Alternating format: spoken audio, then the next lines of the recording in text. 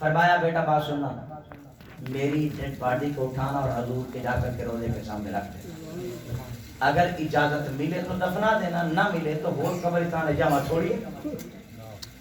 علماء نے لکھا، علامہ قرطبی نے لکھا اس بات کو، فرمایا کہ ہم جس وقت لے کر کے گئے اور دروازہ جا کے رکھ دیا اور رکھا تو رسول اللہ صلی اللہ علیہ وسلم کے روضہ مطہر سے ہم نے آواز سنی کہ ادخل الحبیب الی الحبیب، دوست کو دوست کے ساتھ ملا دو ذرا۔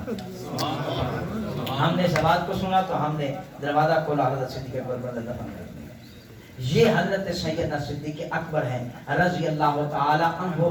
ہمیں جاننا چاہیے میرے دوستو، وہ قوم کبھی بھی زندہ جاوید نہیں رہ سکتی ہے جو قوم اپنے بڑوں کو یاد نہیں کرتی۔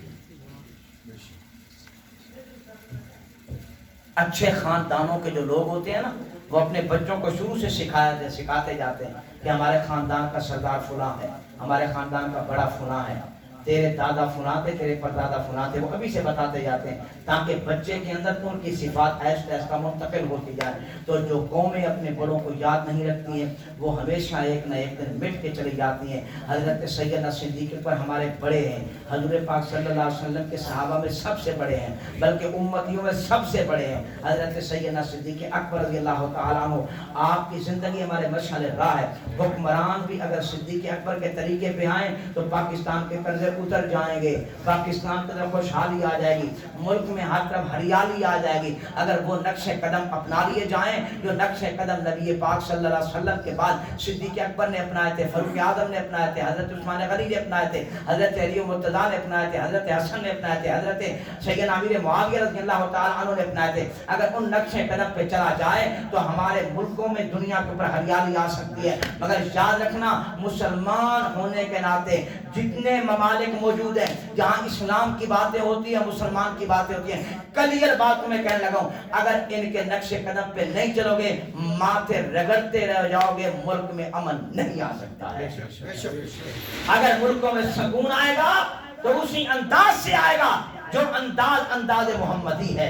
اور وہ انداز محمدی کون ہے؟ جو صدیق اکبر کا انداز ہے وہ انداز محمدی ہے، جو صدیق فاروق اعظم کا انداز ہے وہی انداز محمدی ہے، جو حضرت عثمان غنی کا انداز ہے یہ انداز محمدی ہے، جو نبی کے صحابہ کا انداز ہے یہ انداز محمدی ہے۔ تو جناب سیدنا صدیق اکبر اس مہینے کی 22 جمادی الثانی کو ایک دنیا سے رخصت ہوئے تھے۔ حضرت صدیق اکبر رضی اللہ تعالی عنہ کو اللہ کے رسول صلی اللہ علیہ وسلم نے ان کی عظمت، ان کی شان، ان کی مرتبت کو بیان کیا۔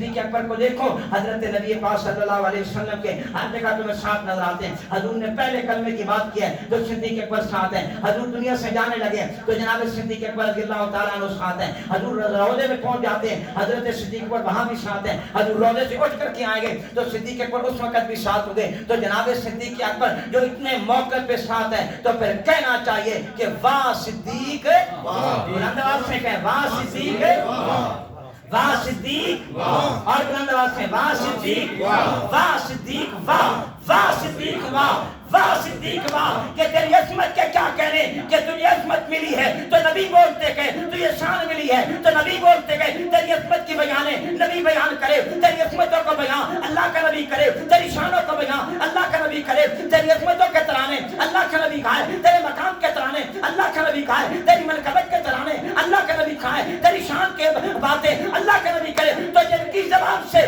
جن کی زبان نقصان کبھی جھوٹ نہیں بولتی ہے، وہ صدیق کے لیے اپنی زبان بولتے چلے جائیں تو پھر کہنا چاہیے واہ صدیق ہے، واہ صدیق، واہ صدیق۔ تو پھر جو صدیق کا دشمن ہے اسے بھی کہنا چاہیے جا دشمن صدیق دیا جا، بولو جا صدیق کا دشمن، جا صدیق کا دشمن جا۔ اب دیکھیں ان حالات میں جہاں آپ بیٹھے ہوئے ہیں، اسی مہینے کی 15 فروری کو کراچی میں ایک محفل ہوئی ہے جس محفل میں یہ شعر پڑھا گیا اور میں آپ کو سناتا ہوں۔ خدا کے لیے ہمیں اپنے آپ کو پہچانا چاہیے۔ جو قوم، جو اولاد اپنے باپ کی عزت کا پہرا نہیں دے سکتی ہے، ایسی اولاد کو دنیا حلالی نہیں کہتی۔ کہتی ہے؟ بولو یار، چوک میں کھڑے ہو کر کے اگر میرے ابا کو گالی دی جا رہی ہو اور میں سن رہا ہوں تو کیا کہیں گے کہ یہ حلال کا منڈا ہے؟ ہمارے علاقے میں تو نہیں کہتے، پتہ نہیں اتنے کوئی نویں کا دور ہے نہیں کرنا ایسے ہی ہے۔ تو صدیق اکبر کے لیے جملے تو سنے یار، میں تو رات سنا ہے تو میں تو پانی پانی ہو گیا۔ حضرت سیدنا صدیق اکبر رضی اللہ تعالی عنہ کے بارے میں لوگوں نے مشہور کر کے رکھا ہوا ہے کہ حضرت فاطمہ الزہرا فدق لینے کے لیے حضور پاک صلی اللہ حضرت صدیق اکبر کے بعد پاس گئی تھی۔ کائنات کا سب سے بڑا جھوٹ یہی ہے، سیدہ زہرا صدیق کے دربار میں فدق لینے بالکل نہیں گئی۔ کائنات کا سب سے بڑا جھوٹ یہی ہے۔ اور پھر ایک روایت میں آتا ہے کہ انہوں نے بندہ بھیجا تھا، بندہ کون تھا کوئی پتہ نہیں۔ یہ درمیان والا جو جا رہا ہے اس کا پتہ بھی تو ہونا چاہیے کہ نہیں ہونا چاہیے؟ یہ درمیان والا شخص جو گیا ہے معلوم نہیں ہے کہ یہ کون ہے۔ اب ایسی روایت کو سامنے رکھ کے ایک نالائق نے شعر کیا کہا ہے، کہتا ہے بحروں کی پنچایت میں قرآن سنانے آئی تھی۔ تو کیا ہوگا؟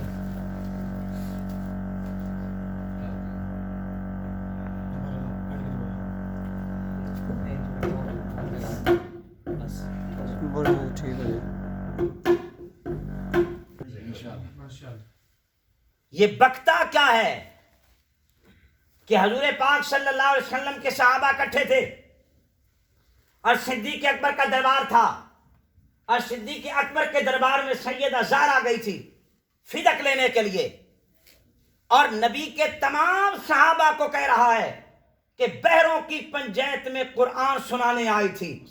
یہ سارے صحابہ کو بحرا کہہ رہا ہے، سارے صحابہ، میں تمہارے پاس آیا ہوں۔ اگر کوئی یہ کہے کہ سارے وہاں پر بہرے بیٹھے ہوئے تھے جن سے بات کرنے ہم گئے تھے، تو یہ تمہاری شان ہے یا تمہاری توہین ہے؟ بلند آواز سے بولو۔ تو جو نبی کے صحابہ کو کہہ رہا ہے کہ یہ سارے بہرے تھے، اگلا شعر سنیں۔ پھر ایک اور روایت یہ لوگ بیان کرتے ہیں کہ سیدہ زہرا کے پاس ایک پرچی تھی اور حضور نے اس پہ فدق کا ہبہ لکھ کے دے دیا تھا کہ یہ میرے نام پہ ہبہ ہے، جس کے گواہ بھی کائنات میں نہیں ہے، جس کے بارے میں انہوں نے خود کہا ہے کہ یہ روایت بھی جھوٹی ہے۔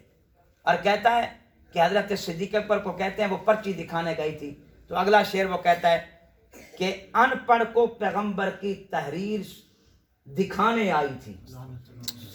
حضرت صدیق اکبر کو ان پڑھ کہہ رہا ہے، اور اللہ کے نبی نے فرمایا ہے کہ مصلی پہ سب سے پہلے وہ آئے جو کائنات میں سب سے بڑا عالم ہو۔ میرے دوستوں، آپ یہاں اس مارکیٹ میں رہتے ہیں، اگر سب سے بڑا تم میں جاننے والا ہوگا آپ مصلی اس کو دیکھیں، یا سب سے بڑا جو جاہل ہوگا آپ مصلی اس کو دیں گے؟ بولو یار، کس کو آپ مصلی دیں گے؟ تو یہ کیا کہتا ہے؟ ان پڑھ کو پیغمبر کی تحریر دکھانے آئی تھی، کہ صدیق اکبر کو اس نے ان پڑھ کہہ دیا ہے۔ اور اگلا جملہ اس کا سنیں، کہتا ہے کہ باغ فدق کی حاجت کب تھی جنت کی شہزادی کو، وہ تو علی کے دشمن کی اوقات بتانے آئی تھی۔ یہ شعر آپ کے ملک میں چلا ہے، آن دی ریکارڈ موجود ہے، میڈیا آپ کی سوشل میڈیا پہ موجود ہے، کل پرسوں کی بات نہیں ہے، یہ 15 فروری کی، کل سال 2 سال کی بات نہیں ہے، یہ 15 فروری 2022 کی بات ہے۔ یہ کراچی ہے، 15 جنوری، ہاں جنوری، اسی جنوری کے جو ہے نا 2022 کی 15 کی جو ہے نا وہ بات ہو رہی ہے۔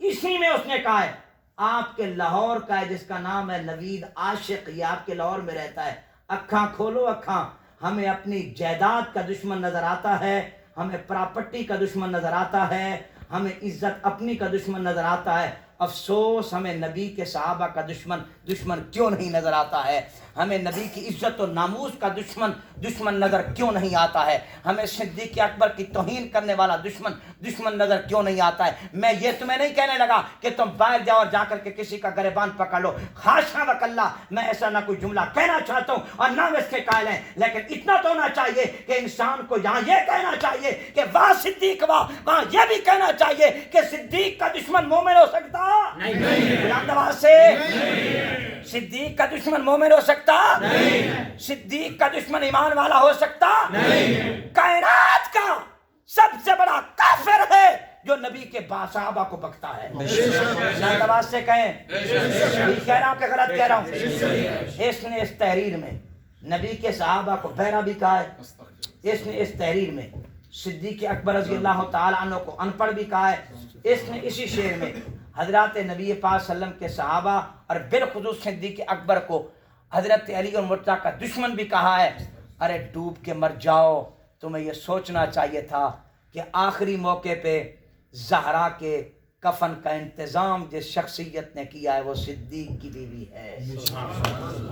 حضرت اسماء رضی اللہ تعالی عنہ، حضرت اسماء بنت عمیس ہے جس نے تیمارداری حضرت علی و مرتضیٰ کے گھر میں سیدہ زہرا کی ہے.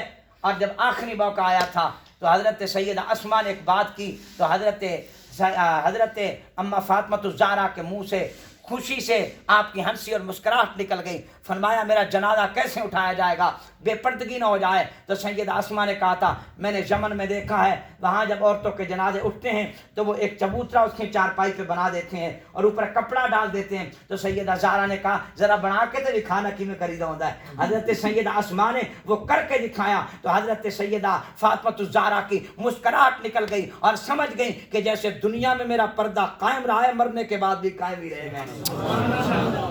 تو یہ سارے امور سر انجام دینے والے اور غسل دینے والی دو خواتین ہیں، ایک ام سلمہ ہے اور ایک حضرت اسماء بنت عمیس ہے جو صدیق اکبر رضی اللہ تعالی عنہ کی بیوی لگتی ہے. آخری وقت تک دشمنوں سے غسل کوئی نہیں کروایا کرتا ہے.